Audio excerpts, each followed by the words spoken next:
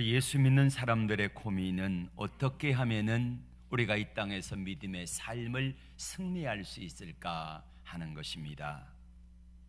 그래서 저는 지난주일 첫 번째로 하나님 더 크게 보기라는 제목으로 말씀을 드렸습니다. 여러분 한 주간 어떻게 사셨는지요? 하나님이 정말 크게 보입니까? 하나님 크게 보고 믿음으로 승리하셨습니까?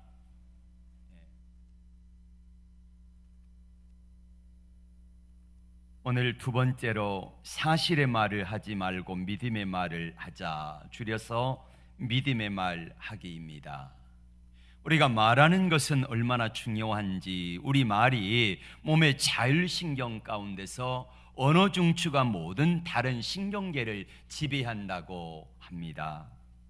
독일의 괴팅겐 의대에서 60명의 의대생들을 가지고 실험을 했습니다.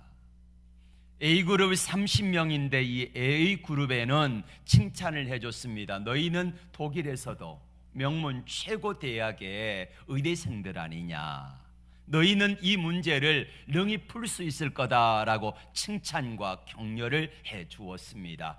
나머지 다른 B그룹 30명에게는 이렇게 말을 했습니다. 너희들이 아무리 의대생이라 할지라도 이 문제는 너무 어려워서 풀 수가 없을 거야. 그리고 똑같은 시험 문제를 가지고 시험을 치렀는데 결과는 아주 놀랄만한 그런 결과가 나왔다고 합니다. A그룹의 학생들은 거의 문제를 다 풀었는데 B그룹의 학생들은 절반 정도밖에 문제를 풀어내지를 못했다는 겁니다. 왜 그랬을까요? 감정을 컨트롤하는 하부 뇌에 좋지 아니하는 영향력을 끼쳐서 과부하가 걸려 사고, 통찰 문제를 해결하는 그 능력을 담당하는 대뇌피질에다가 명령을 줘야 되는데 이 명령 체계가 움직이지를 않았다는 것입니다. 그러므로 우리의 말은 신경계통, 소화기계통 그리고 시신경에도 다양한 변화를, 다양한 영향력을 끼친다는 사실을 아십니까? 수십 년 전에 이상구 박사 뭐지요? 엔돌핀 이론이 유명했습니다. 그래서 전 국민들이 TV 앞에 앉아가지고 말하는 것, 생각하는 것, 행동하는 것을 적극적으로 하자라는 캠페인을 벌이기 시작했지요. 우리가 좋은 말을 하고 행복한 생각을 하게 되면 우리 몸속에서 엔돌핀 이론이 나온다는 거 아시지요? 네. 근데 이와는 반대되는 다른 실험을 해서 세계를 놀라게 한 사람이 있습니다. 미국의 과학자인데 의학자였던 엘마 케이치라고 하는 사람이 실험을 했습니다. 어떤 실험을 하냐면요, 방 안에서 어떤 사람이 숨을 내쉬는데 그 숨을 받아가지고 유리관에다가 이거를 받아서 냉각시키면은 침전물이 나온다는 것입니다. 네, 어떤 사람이냐면은 분노가 치밀어 오르는 사람이 내쉬는 숨을 받아서 냉각을 시켜보았더니 그 침전물의 색깔이 갈색이 나왔다고 합니다. 고통과 피해와 탄식과 원통함을 가지고 가슴을 치며 한탄하는 사람의 숨을 받아 냉각을 시켰더니 회색으로 나왔다고 하지요. 또 지난날의 잘못을 후회하고 자기를 저주하는 사람의 숨을 모아 냉각시켰더니 분홍색의 침전물이 나왔고 그것을 쥐에게 주사했더니 쥐가 즉사하더라는 겁니다. 이분은 계속해서 이런 결과를 얻었습니다. 사람이 분노할 때, 탄식할 때, 시기하고 저주할 때, 후회할 때 사람의 몸속에서 무서운 독소가 나와서 사람들을 죽이는데 나만 죽일 뿐 아니라 그 옆에 같이 있는 사람들도 죽이는 독이 나온다는 거지요. 또 계속해서 이분은 이렇게 말합니다. 한 사람이 조그만 방 안에서 한 시간 동안 분노하고 좌절하고 막 이렇게 해서 온갖 악한 것들을 말하고 이렇게 하는 사람의 숨을 다 모아서 그거를 가지면은 80명의 사람을 죽일 수 있는 무서운 독소가 나온다고 하는 거지요. 놀랍지 않습니까? 그래서 말할 때에 앞에 말하는 사람이 자꾸 분노하고 성질 내고 혈기 부리고 하는 그런 사람들과 같이 있으면 나도 모르는 사이에 이게 전염되는 거예요. 반대로 그 사람이 행복해하고 기뻐하고 감사하는 사람이 같이 있으면 나도 모르게 행복해지는 이유가 뭔 줄 아십니까? 그 사람이 말하는 그 입속에서 흘러나오는 공기와 또 언어와 이런 것들을 통해서 자연스럽게 내가 영향력을 받는다고 하는 것입니다. 우리 말에는 사실의 말과 믿음의 말이 있습니다. 오늘 설교 제목이 뭐죠? 믿음의 말하기. 믿음의 말하기. 그럼 사실의 말과 믿음의 말이 뭔가? 자, 사실의 말은요, 있는 것을 있다 하고 없는 것을 없다 하는 거예요. 제가 지금 설교하고 있습니다. 우리 목사님 설교하고 계시네 하고 있는 그대로 표현을 하는 게 사실의 말이라는 말이지요. 근데 이 사실의 말은 인간적인 눈으로 바라보는 겁니다. 이성적인 눈으로 바라보는 겁니다. 영적인 세계를 보지를 못해요. 그래서 덕이 되지를 않습니다. 은혜가 되지를 않아요. 형편이 나쁘면 나쁘다고 이야기를 합니다. 어려우면 어렵다고 이야기를 합니다. 그래서 뭐라고 합니까? 죽겠다고 이야기를 하는 거죠. 사실의 말입니다. 믿음의 말은 무엇입니까? 세상보다 환경보다 하나님을 더 크게 보는 그 믿음을 가지고 말하는 거지요. 이게 믿음의 말이라는 거예요. 여러분 인생이 아름다워지길 원하십니까? 그렇다고 하면은 말을 바꾸세요. 여러분의 말이 바뀌지 아니하면은 여러분은 절대로 인생에 성공할 수가 없습니다. 말이 아름답지 못한 사람이 인생에 성공한 사람은 절대로 보지를 못했습니다. 죽겠다, 미치겠다, 돌아버리겠다 이런 말들을 많이 하잖아요. 그런 사람들 보면은요 진짜 죽어요, 돌아버려요, 미쳐버려요. 그래서 우리가 어떻게 말하느냐에 따라서 우리 인생이 달라지는데, 오늘 첫 번째로 보는 사람들은 12명의 정탐꾼들의 이야기입니다.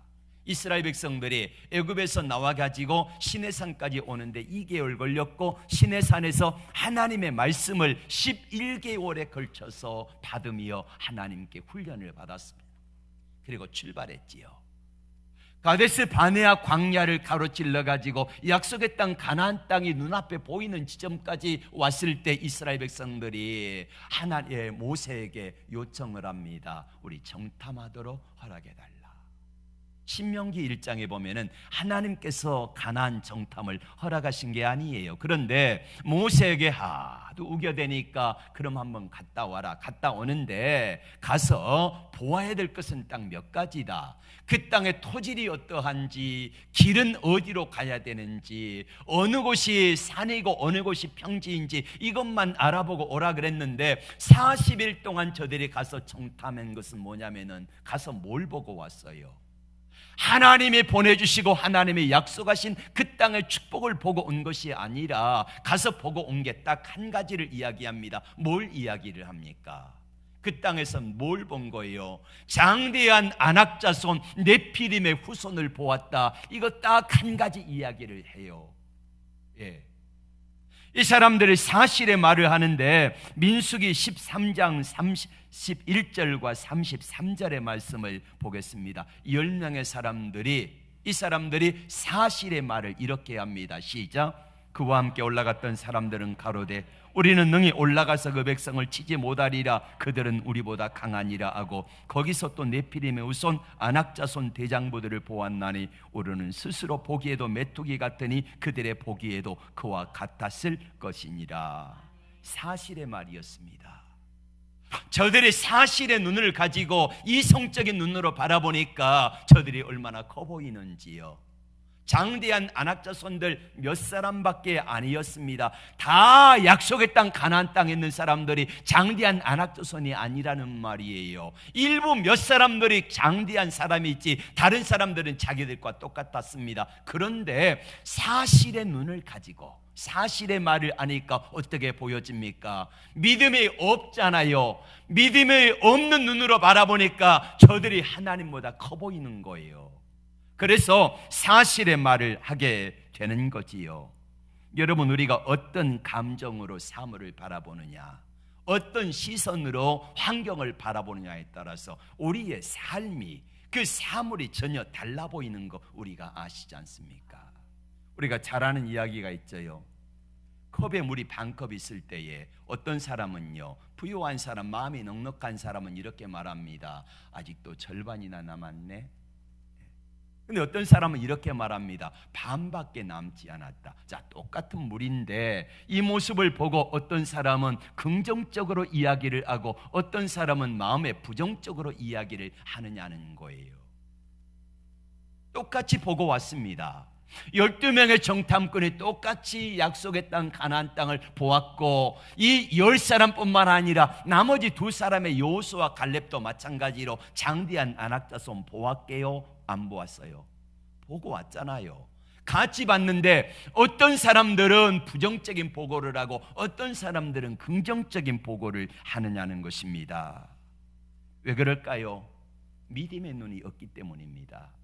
믿음의 눈이 없기 때문에 사실의 말을 하게 되는 거고, 사실의 말을 하게 되니까 그들의 삶이 돌아가자, 죽겠다, 이런 고백이 나올 수밖에 없는 것입니다. 한번 생각해 보세요. 이스라엘 백성들이 지금까지 몇 개월 동안 하나님의 살아계심을 얼마나 체험하며 살았습니까? 애굽의 10가지 재앙을 보았잖아요. 하나님이 얼마나 능력의 하나님, 기적의 하나님인 것을 보아왔잖아요. 예. 그리고 뿐만 아니라 홍해를 가르신 하나님을 보아왔잖아요. 만나를 내리시고 그 다음에 반석에서 물이 내려가지고 시내산에서 영광 가운데 임재하시고 말씀하시는 하나님의 살아계신 것을 두 눈으로 똑똑히 보았고 귀로 들었고. 할렐루야. 예, 노는 입에 아멘 합시다. 예, 가만히 계시지 말고. 예.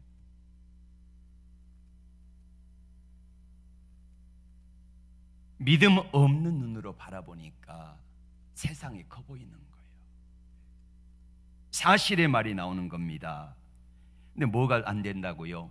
덕이 안 되는 거예요. 여러분, 베드로후서 1장 5절의 말씀을 같이 볼까요? 시작. 그러므로 너희가 더욱 힘써 믿음의 덕을, 덕의 지식을, 지식의 절제를, 절제 인내를, 인내 경건을, 경건의 형제 우애를, 우애를 사랑을 공급하라.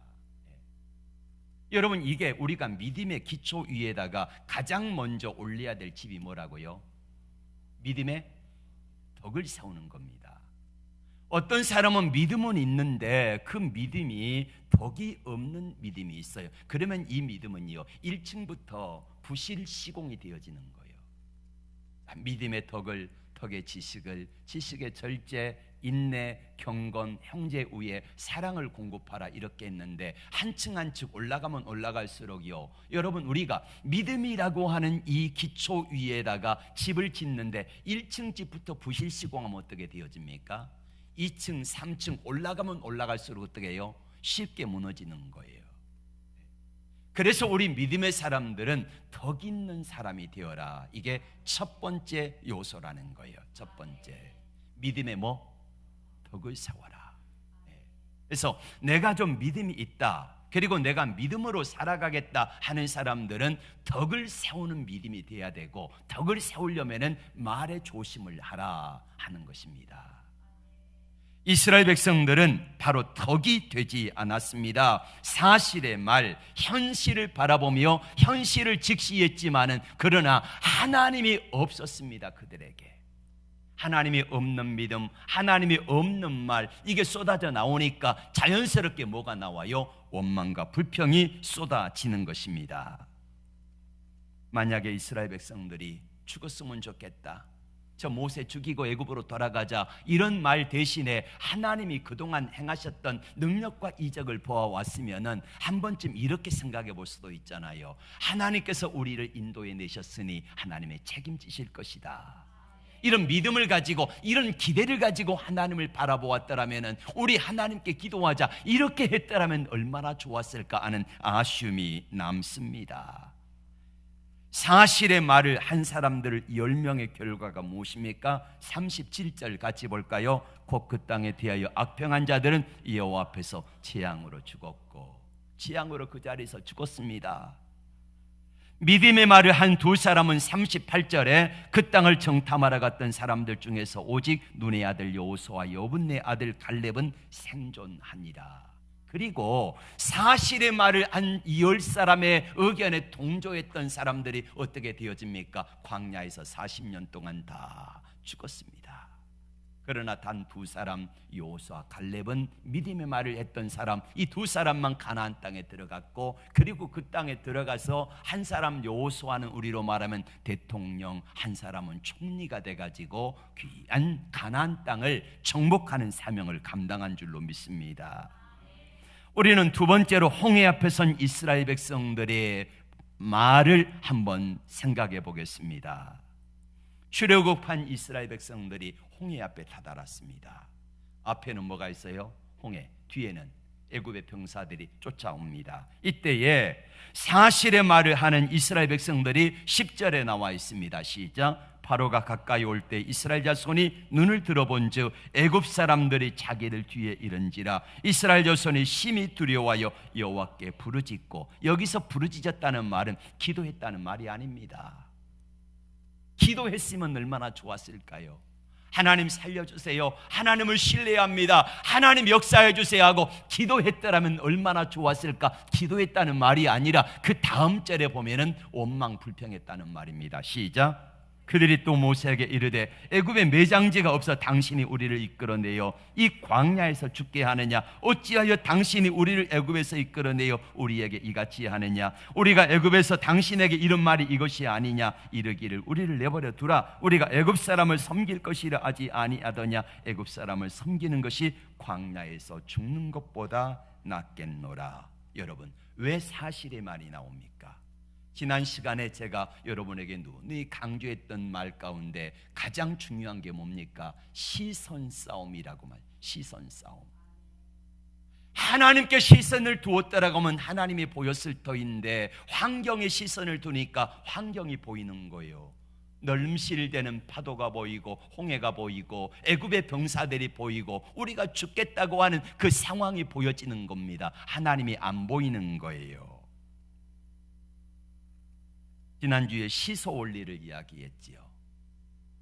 내 믿음이 아무리 많이 있어도요, 절반 이상이 되어지지 않으면 시소 게임에서 내가 지는 거예요. 하나님께로 시선을 두는 그 시선이 머물지 못하면 적어도 50 이상이 되지 아니하면 내가 상대방에게 조종되어서 내가 내 이 믿음이, 이 모습이 0이 될 수밖에 없다는 사실을 말씀을 드렸습니다. 내가 믿음이 있는 것 같아요. 그런데 믿음이 없는 순간에 내가 시선 싸움에서 지고 그렇게 해서 내 믿음이 한쪽보다 작아지면은요, 그러면은 이것이 나를 주장해서 내가 이 꼼짝할 수 없도록 이렇게 좌지우지 해버리고 만다는 것입니다. 믿음이 있는 것 같은데 지금 이 상태가 뭐예요? 49가 아니라 뭐예요? 제로라는 거예요. 제로. 근데 우리는 이걸 알지 못하고 내가 믿음이 있다고 생각하는데 이미 이것이 나를 온전히 지배해가지고 내가 공중에 떠서 뭐 하겠습니까? 꼼짝 달싹할 수밖에 없는 거지요. 그래서 시선 싸움에 지면은 안 된다는 것입니다. 자, 이때 믿음의 말을 하는 모세를 볼까요? 13절의 말씀 다 같이 읽습니다. 모세가 백성에게 이르되 너희는 두려워하지 말고 가만히 서서 여호와께서 너희를 위하여 행하시는 구원을 보라. 너희가 오늘 본 애굽 사람을 영원히 다시는 보지 아니하리라. 여호와께서 너희를 위하여 싸우시리니 너희는 가만히 있을지어다. 아멘. 똑같은 환경, 똑같은 눈인데, 자, 이 10사람은, 아니 이스라엘 백성들은 우리는 죽겠다, 돌아가자, 망했다, 끝났다 하는데 모세는 뭐라고 합니까? 똑같은 시선, 똑같은 환경 속에서도 어떤 결과가 나와요? 하나님께 시선을 두니까 이스라엘 백성들에게 야, 걱정하지 마라, 지금까지 애굽에서 행하셨던 능력의 하나님이 우리 하나님이다. 그 하나님께 새 일을 행하실 것이다. 하나님을 기대하자. 그리고 믿음으로 담대히 나갔더니 하나님이 홍해를 가르시고 길을 여신 줄로 믿습니다. 사실의 말을 바꿔주시는 예수님의 모습이 마가복음 9장에 나옵니다. 마가복음 9장에는 변화산에 올라갔던 예수님의 모습이 나오고 있어요. 예수님이 어느 날 변화산에 세 제자를 데리고 올라가셨고 나머지 9제자들은 산 밑에 있는데 한 아버지가 귀신 들려가지고 봉어리 되고 고통을 당하는 이 아들을 둔 아버지가 아들을 데리고 왔습니다. 이 아들이 귀신이 들려가지고 벙어리 되고 그랬는데 이 아이가 물에도 들어가고 불에도 들어가고 죽을 고비를 넘기는 모습을 바라보며 아버지가 예수님에 대한 소문을 듣고 아들을 데리고 온 거예요. 예수님은 변화산에 올라가 계시고 제자들 9명이 산 밑에 있어서 제자들 9명에 부탁을 했습니다. 그런데 제자들이 우리 애도요 귀신이 떠나가질 않는 거예요. 한참을 씨름하고 있는데 제자들에게 예수님이 내려오셨습니다. 이때 그 아버지가 예수님을 약간 무시한 듯한 그런 모습으로 발언을 합니다. 뭐라고 합니까? 우리 마가복음 9장 22절 말씀 볼까요?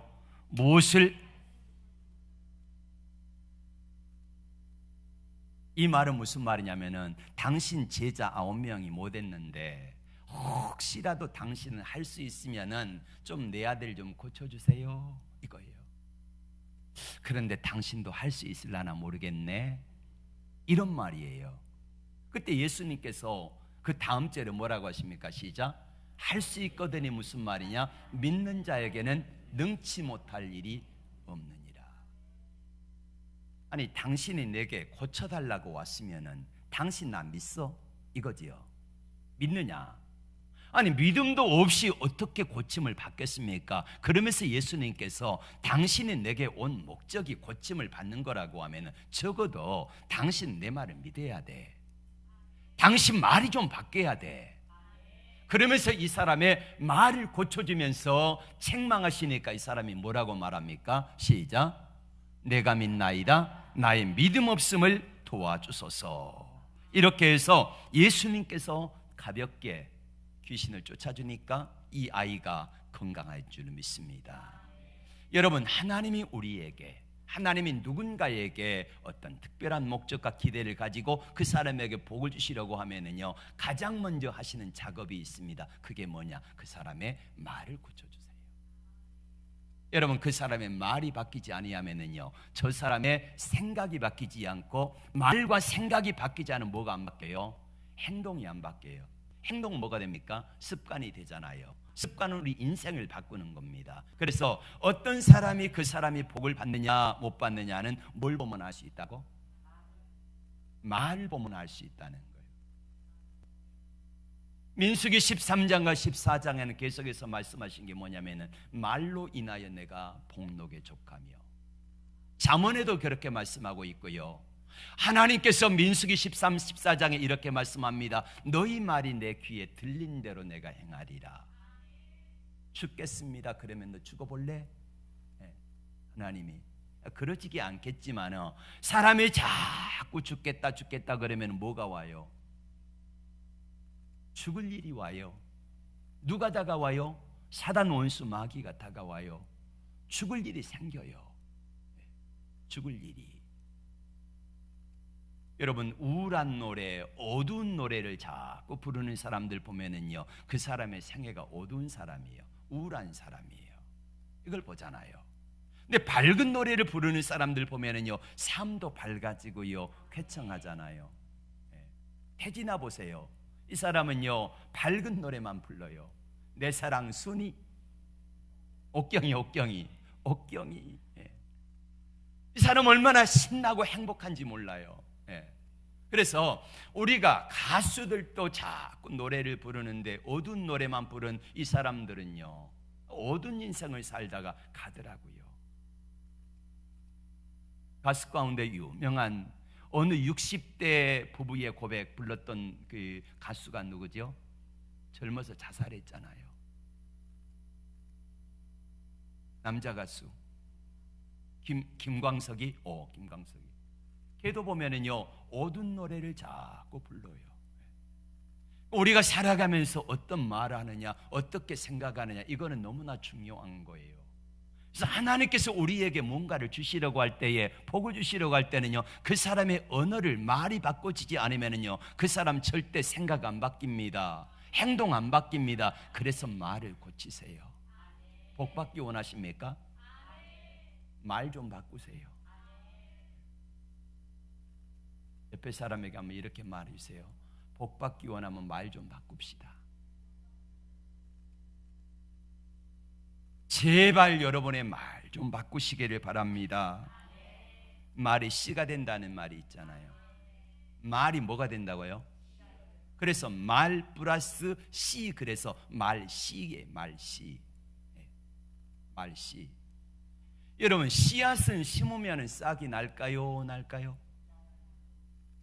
반드시 납니다. 생명이 있으면은. 우리 말이 씨가 돼가지고 우리의 말도 씨앗이 생명이 있기 때문에 언젠가 조건이 되어지면 반드시 싹이 납니다. 지금으로부터 몇 년 전에 경남에 이 성산, 경남 함양의 성산 산성에서 700년 전에 고려시대에 그 유적을 발굴하면서 그때에 연꽃 씨앗 10개를 발견을 했습니다. 그 가운데서 몇 개를 보존하고 몇 개를 심었는데 3개가 싹이 나가지고 이렇게 예쁘게 꽃이 핀 거예요. 700년 전의 씨앗이 땅속에 있다가 어느 조건이 되니까 이 씨앗이 발아하더라는 거지요. 자, 그렇다고 하면은 여러분이 뿌린 말의 씨앗이 10년 전에 심겼던 말의 씨앗이 어딘가 자라고 있을 거예요. 여러분이 5년 전에 뿌려진 말에 씨앗이 심겨가지고 자라고 있는데 여러분이 독한 말, 악한 말, 저주의 말 이것들을 했다고 하면은 그 씨앗이 자라고 있다고 한번 생각해 보세요. 어떻게 되겠습니까? 제가 그래서 여러분에게 이런 말씀을 드리잖아요. 여러분들이 10년 전에 20년 전에 뿌렸던 말의 씨앗, 행동하는 이 씨앗이 지금 여러분의 모습이라고. 그래서요, 잘 살아야 되는 거예요. 말 한마디를 할지라도요, 똑바로 말하시기를 바랍니다. 믿음의 말을 하시기를 바랍니다. 반드시 말에도 씨앗이 돼가지고 이 씨앗이 조건이 되면은 말이 싹이 나고 열매를 맺는데 어디서 자라고 있는지를 몰라요. 그들이 다 떠돌아다니다가 어느 순간에 습도와 공기와 그 다음에 햇볕과 이 조건을 만나게 되면은 싹이 나가지고요, 저주의 말들이, 악한 말들이 쏙쏙 자라가지고 사람들을 해하고 악하게 만들어요. 근데 반대로 축복의 말을 하고 믿음의 말을 하고 했던 사람들은 그 축복의 열매들이 예쁘게 자라가지고 기쁨과 감사와 행복의 열매들이 주렁주렁 맺혀질 것을 믿습니다. 말의 중요성은 아무리 강조해도 지나치지 않습니다. 어느 목사님들의 집회 가운데서 한 목사님이 나와 울면서 간증하는데 이분은 전과 오범의 중죄수였습니다.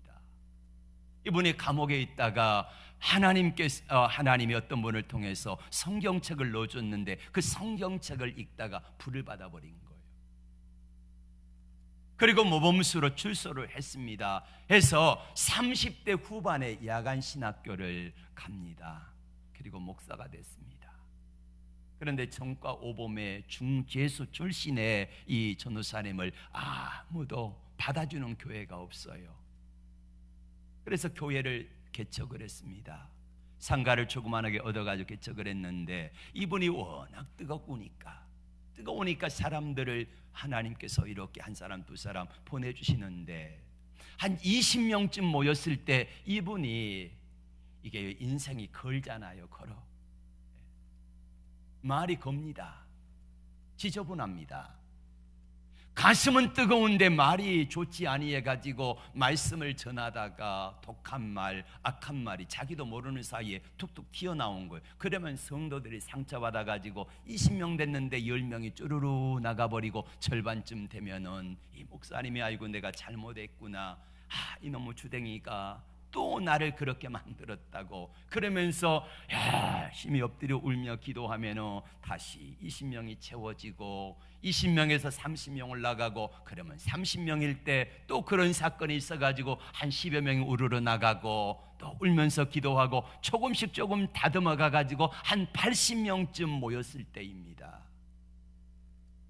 이 목사님이 가장 그래도 아끼고 또 저만하면 됐다고 하는 김 집사님 부부가 있는데 이 김 집사님은 안수 집사로 세우고 부인은 권사로 세웠으면 좋겠다 이런 생각을 가지고 기도하는데 어느 주일날 보니까 김 집사 부부가 말도 없이 안 나와버렸네.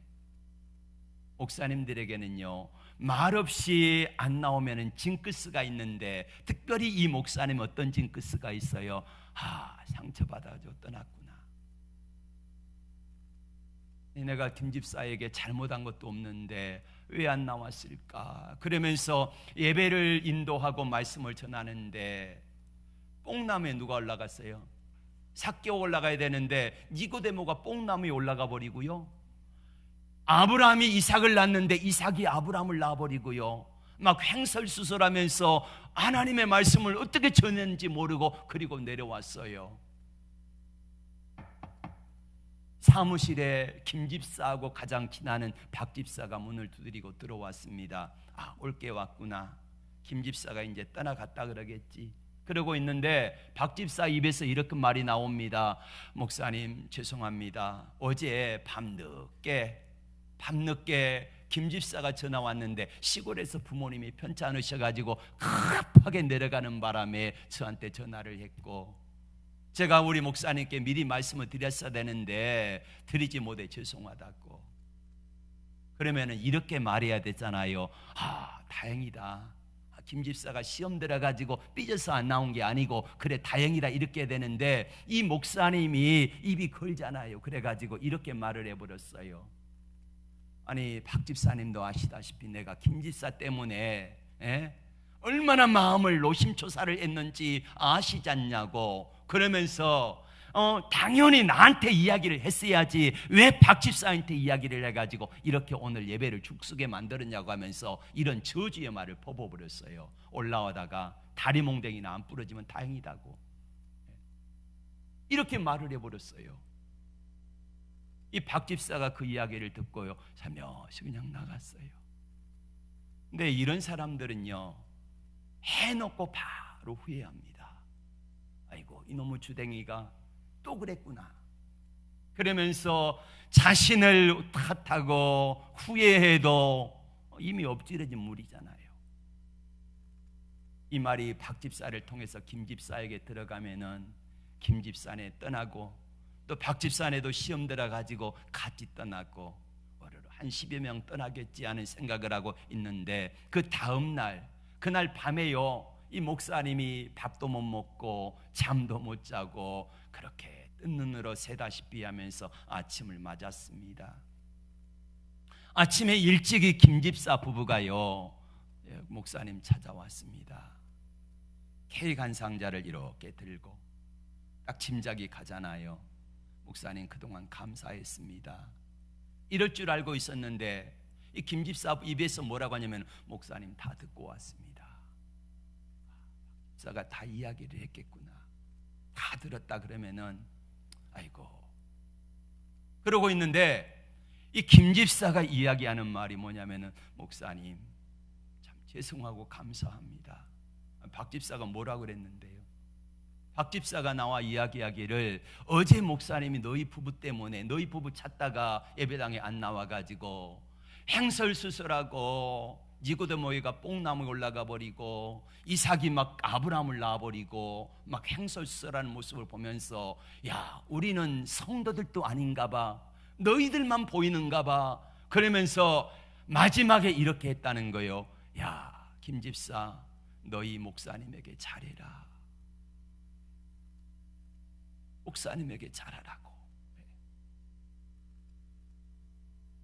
그래서 목사님 앞으로 잘하겠습니다 하면서요 이 부부가 얼마나 기뻐하는지. 만약에 박 집사가 사실의 말을 그대로 김 집사 부부에게 했다고 하면 어떻게 될까요? 김 집사도 나가버릴 거고, 박 집사도 시험 들어버릴 거고, 목사님은 또 어려움을 당하고, 교회 성도들은 어떻게 될까요? 그런데 이 박 집사가요, 사실의 말이 아닌 믿음의 말을 한 거예요.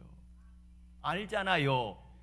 우리 목사님이 성질이 좀 그래서 그렇지 박 집사를 사랑하고 김 집사 부부를 사랑하고 아끼는 거 알잖아요. 그래서 그 말한 것을 알기 때문에 사실의 말이 아닌 믿음의 말을 했기 때문에 교회가 세워지고 그 가정이 세워지고 건강하게 회복된 줄로 믿습니다.